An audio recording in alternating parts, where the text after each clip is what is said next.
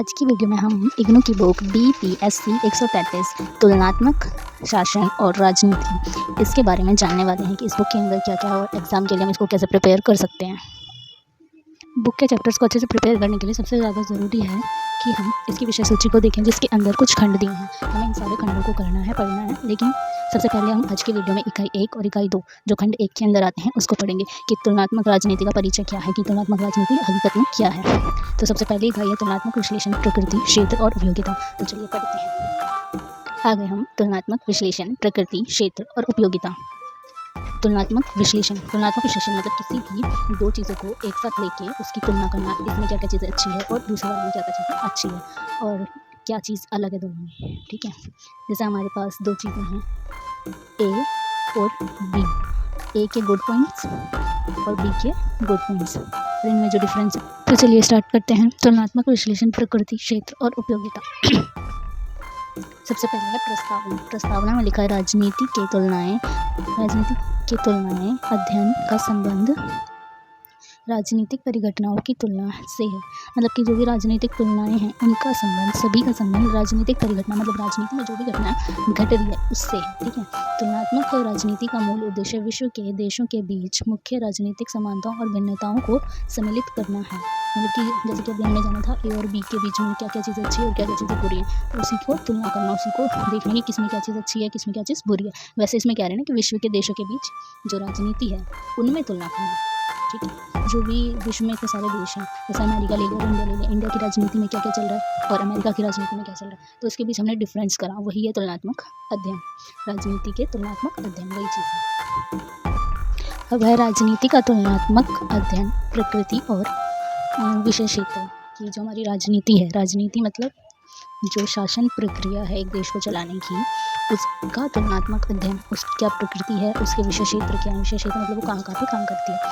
तो इसमें लिखा है जैसा कि हमने देखा तुलनात्मक पद्धति का प्रयोग सामान्य रूप से अन्य विषयों में भी किया जाता है, और तुलनात्मक राजनीति के विशिष्ट विषय वस्तु, भाषा और परिप्रेक्ष्य है वो तत्व है जो उसे उन अन्य विषयों से स्पष्टतः अलग करती है। ठीक है, तो जो तुलनात्मक अध्ययन है वो जो है राजनीति को अलग करता है बाकी विषयों से। ठीक, जो उन्हें बाकी विषयों से अलग करती है। ऐसी स्थिति में ये प्रश्न पूछा जा सकता है कि क्या तुलनात्मक राजनीति विश्लेषण का एक विशिष्ट क्षेत्र है या वह राजनीतिक विज्ञान के विस्तृत अध्ययन विषय में शामिल किया गया एक उप अध्ययन विषय है। हमें यह याद रखना होगा कि विषय वस्तु के तीन पहलू भाषा, शब्द और परिप्रेक्ष्य राजनीति विज्ञान के व्यापक अध्ययन विषय के अंतर्गत तुलनाएं राजनीति के विशिष्टताओं को स्थापित करने के लिए पर्याप्त है। मतलब कि राजनीतिक विज्ञान के अंदर जो भी विषय है हमारे, वो जो भी हमारे विषय हैं, जो भी पहलू हैं, वो सब कुछ जो है वो राजनीति को एक अलग रूप प्रदान करता है।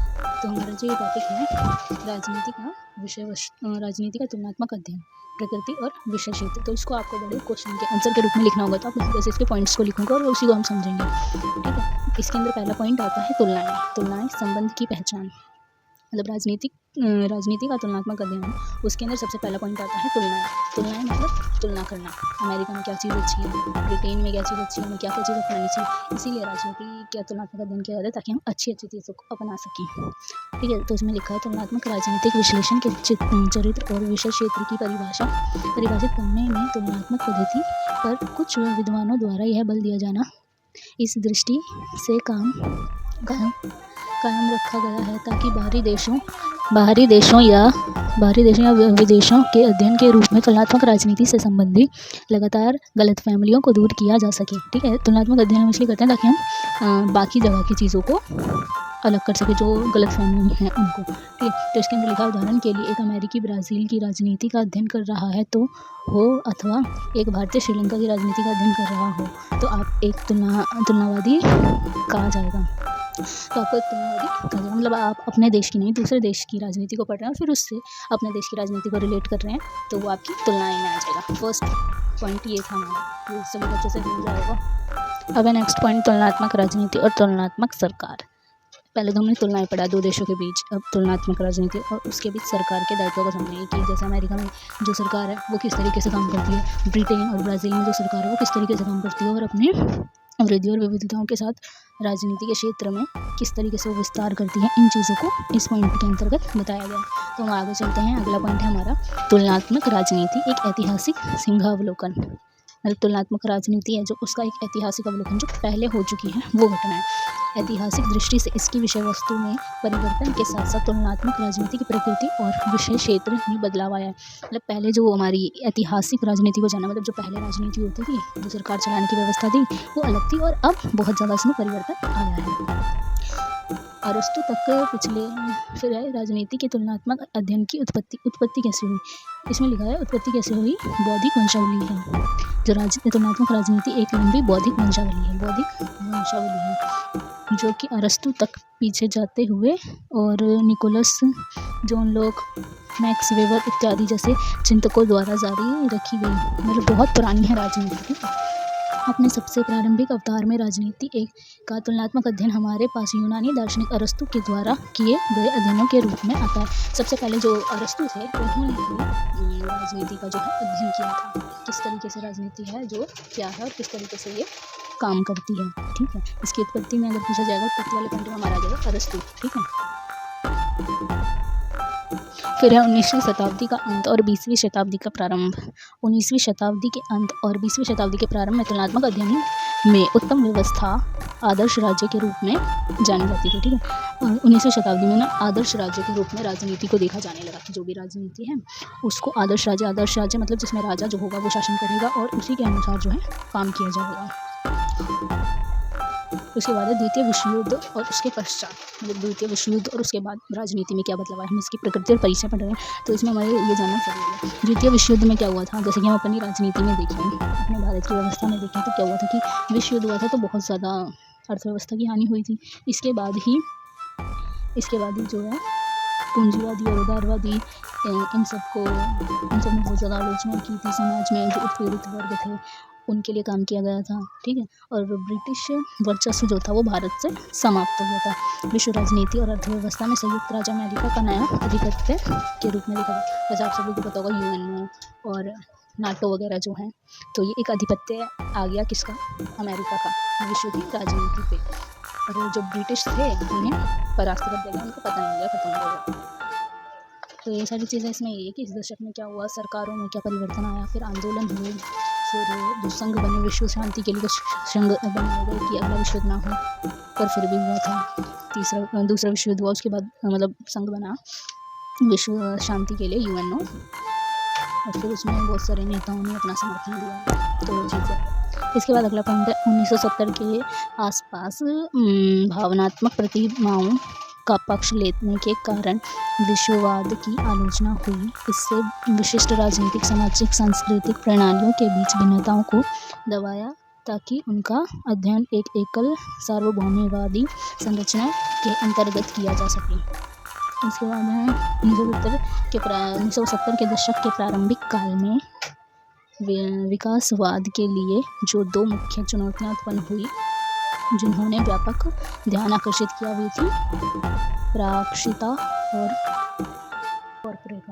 कॉरपोरेटवाद। दो थी जिसके अंदर सकल घरेलू उत्पाद जो था अंतर्राष्ट्रीय बाजार और शक्तियों के कारणों की अनदेखी के लिए विश्ववाद के प्रथम मॉडल की आलोचना की गई थी। अमेरिकी विदेश नीति और बहुराष्ट्रीय नियमों की विशेष रूप से आलोचना की गई और जिसे विश्व विकासवाद में सत्य माना गया था। इसके विपरीत ये सुझाव दिया कि पहले की ही औद्योगिकृत राष्ट्रों का और विकासशील राष्ट्रों का विकास एक साथ नहीं हो सकता। ऐसा कहा गया था कि जो 1970 के बाद कर सकता उसमें बहुत सारी चुनौतियों का सामना है कि करना पड़ा 1970 के बाद। ठीक है, तो उस टाइम हमारा युद्ध भी हुआ था 1971 में पाकिस्तान के साथ, तो उस टाइम भारत को बहुत सारी समस्याओं का सामना करना पड़ा था और इसकी अर्थव्यवस्था भी बहुत बढ़ गई थी। तो वो सारी चुनौतियाँ भी हम इसके अंदर देख सकते हैं। उसके बाद 1970 का दशक, राज्य की वापसी। 1980 का दशक, राज्य की वापसी। 70 के अंत के बाद 1980 के दशक के प्रारंभिक काल के दौरान विकासवाद, तुलनात्मक राजनीति का उदय हुआ। मतलब अगर हमसे पूछा जाए कि तुलनात्मक राजनीति का हकीकत में उदय कब हुआ, राजनीति का उदय तो अरस्तु के टाइम पे हुआ था हमारा, ठीक है। और अरस्तु जो थे उनके द्वारा किया गया था, यूनानी दार्शनिक। लेकिन तुलनात्मक राजनीति बुक का नाम है तुलनात्मक राजनीति, तो इसका उदय कब हुआ, 1980 के दशक के बाद। फिर 20वीं सदी के अंत में वैश्वीकरण और उभरती हुई प्रकृतियाँ संभावनाएं, ठीक है, ये चीज़ें थी। और उसके बाद 20वीं शताब्दी में हमारा वैश्वीकरण आया 1991 में। वैश्वीकरण की नींव रखी गई। वैश्वीकरण की मतलब विश्व की अर्थव्यवस्था के साथ बाकी अन्य देशों की अर्थव्यवस्था को जोड़ना, और इसमें सब कुछ आ जाता है, राजनीतिक, सांस्कृतिक, सब कुछ।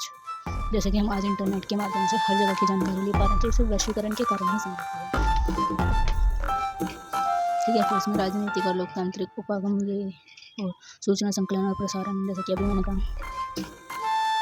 अब तुलनात्मक राजनीति का तुलनात्मक अध्ययन और उपयोगिता, ये तो हमने पढ़ लिया तुलनात्मक राजनीति क्या है, कैसे इसका उदय हुआ। अब इसके अंदर आता है कि इसका अध्ययन और इसकी क्या उपयोगिता, हम क्यों पढ़ रहे हैं इसको। तो हम इसको इसलिए पढ़ रहे हैं क्योंकि हम सिद्धांतिक सूत्रों के लिए, मतलब सिद्धांतिक सूत्रों को समझ सकें, और वैज्ञानिक कठोरता के लिए तुलनाएं, वैज्ञानिक कठोरताएं।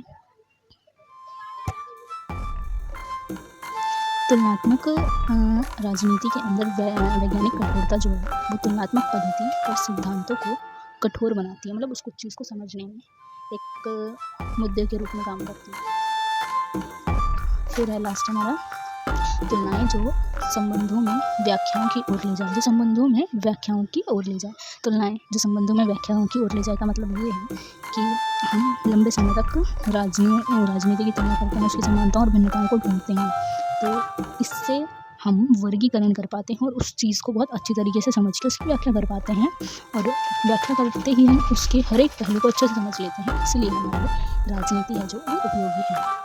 तो सिंपल सी 3 बातें याद रखनी है हमें तुलनात्मक राजनीति की उपयोगिता क्या है। पहला कि हम सूत्रों के लिए उसकी तुलना करते हैं। दूसरा, वैज्ञानिक कठोरताओं के लिए तुलना करते हैं। और तुलनाएं जो संबंधों की व्याख्या करें, इसलिए हम राजनीति की तुलनात्मक अध्ययन करते हैं। इसका सारांश है, एक हमारा ये जो सारांश दे रखा है इसमें सारी बातें कही हैं। तो आगे बढ़ते हैं। ये है हमारे पहले खंड का दूसरा चैप्टर, जिसके अंदर है तुलनात्मक राजनीतिक विश्लेषण की विधियाँ। क्या तुलनात्मक राजनीति में पता लग गई कि क्या चीज़ है, उसकी क्या उपयोगिता है, अब उसको करने की क्या विधियाँ हैं, इसको जानना ज़रूरी है। तो सामाजिक, सबसे पहले तुलनात्मक पद्धति, तुलना क्यों करें हम ये चीज़, जैसे हमने पहले भी जाना कि तुलना में क्यों करना है, ठीक है। राजनीतिक, सामाजिक, वैज्ञानिक अनुसंधान, समकालीनात्मक चिंतन, इसके अंदर बहुत सारी चीज़ें, तुलनात्मक पद्धति, प्रयोगात्मक पद्धति, केस स्टडी, सांख्यिकीय पद्धति, ध्यान केंद्रित तुलनाएं, ऐतिहासिक पद्धति, ये सारे चैप्टर एक दूसरे से जुड़े हुए हैं। जैसे हमने पहले भी ऐतिहासिक पद्धति के बारे में पढ़ा कि इतिहास में क्या राजनीति थी और फिर क्या परिवर्तन आया, है ना, तो वही चीज़ आगे है। पहला है हमारा पद्धति पर कुछ विचार, कि जो तुलनात्मक पद्धति है उस पर हमारे क्या क्या विचार हैं। जैसा कि हमें अपने अनुभवों से पता है कि पद्धति किसी वस्तु को सहजता से निष्पादित करने का एक उपयोगी, सहायक और शिक्षाप्रद तरीका है। उदाहरण के लिए सिंटेन वाले फर्नीचर का एक हिस्सा एक निर्देशक पुस्तक के साथ आता है। मतलब जो तुलनात्मक पद्धति है ना, वो हमारे अनुभवों से वो जुड़ी हुई है और शिक्षाप्रद भी है।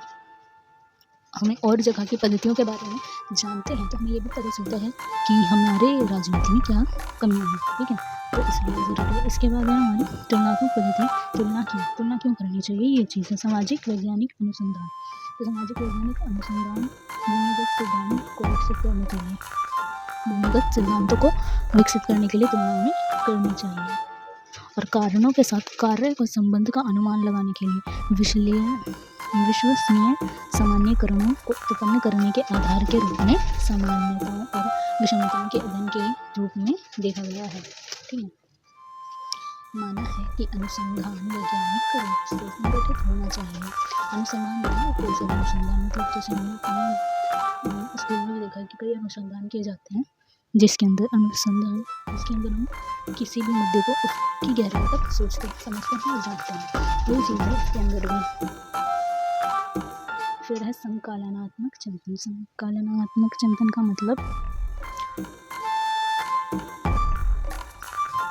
संकलनात्मक चिंतन का मतलब ये है कि किसी भी राज्य की, किसी भी स्टेट के, स्टेट मतलब यहाँ पे हमारी कंट्री की बात हो रही है, क्योंकि राजनीति में राज्य का मतलब देश होता है। तो जैसे कि अमेरिका में और ब्रिटेन में, दोनों में ही जो राजनीतिक प्रणाली है जिसके आधार पर तुलनात्मक अध्ययन को हम समझ सकते हैं, वहाँ है सरकारों का स्वरूप। ब्रिटेन में जो हमारी सरकार का स्वरूप है वो संसदीय है, ठीक है, संसद है वहाँ पे। और यूएस अमेरिका में अध्यक्षात्मक मतलब 2 पार्टी होगी और एक अध्यक्ष होगा, ठीक है, उसके अनुसार ही सबको काम करना पड़ेगा और उसी को सब चुनते हैं। लेकिन जैसे इंडिया में संसदीयात्मक प्रणाली है, वैसे ही जैसे ब्रिटेन में संसदीयात्मक प्रणाली, जहाँ संसद होती है, पूरी संसद मिलके ही कोई काम करेगी, तो वो चीज़ अलग है जो उनकी राजनीतिक तुलनाओं को अलग बनाती है दूसरे से। फिर है तुलना की पद्धति प्रयोगात्मक पद्धति की, प्रैक्टिकली उस चीज़ को करके देखना और उसका परीक्षण करना, लक्ष्य सिद्धांत सिद्ध करना, जो भी आपने लक्ष्य तय किया है उसको सिद्ध करने के लिए प्रैक्टिकल उस चीज़ को करके देखना। फिर है केस स्टडी मतलब कि उस विषय पर गहराई से अध्ययन करना। जिस भी विषय पर आप अपना तुलना पद्धति का मतलब ये है कि राजनीति की तुलना करना है इसमें, तो राजनीति के बारे में केस स्टडी करना, कि उसके इतिहास को जानना, पहले क्या था, क्या परिवर्तन आया और किस तरीके से हमें आगे उसमें बदलाव करने हैं, तो वो बेसिक केस स्टडी। और योगात्मक मतलब किसी एक मुद्दे को लेकर उसको प्रैक्टिकल करके देखना कि क्या चीज़ इसमें सही है। फिर है सांख्यिकीय पद्धति जिसके अंदर आंकड़ों को, डेटा को शुद्ध करके देखा जाता है। शुद्ध करके देखना मतलब कि सही आंकड़ों को जुटाना और फिर उसके आधार पर तुलना करना, ठीक है, ये सारी पद्धति तुलना करने की है। अध्ययन केंद्रित जिसमें उस विषय पर गहराई से अध्ययन किया जाता है। केस स्टडी अलग है और अध्ययन अलग है। अध्ययन केंद्रित जिसमें अध्ययन किया जाता है, उस चीज़ के बारे में गहराई से जाना जाता है। लेकिन केस स्टडी जो पहले से हो रखी है उस चीज़ को पढ़ना,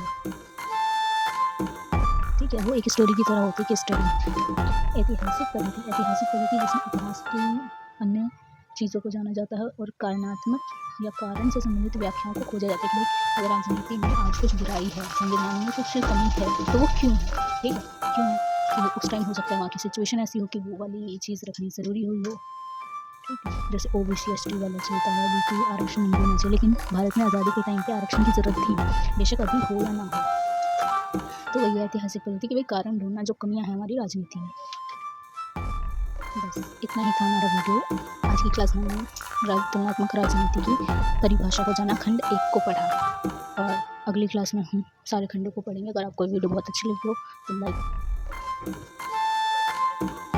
लाइक करें, चैनल को लाइक करें और शेयर करें वीडियो को। ऐसे ही हम इस बुक के जितनी भी वीडियोज़ है, जितने भी खंड हैं, सबको डिटेल में बताएंगे ताकि हम एग्ज़ाम की तैयारी बहुत अच्छे से कर सकें और अपने एग्ज़ाम को क्रैक कर सकें। अगर आप हमारे साथ हैं तो वीडियो को लाइक, चैनल को सब्सक्राइब ज़रूर करें।